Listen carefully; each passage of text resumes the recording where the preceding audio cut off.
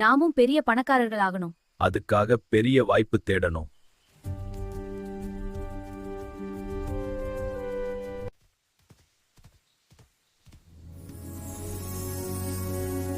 இது நமக்கு கிடைத்த அதிர்ஷ்டம்.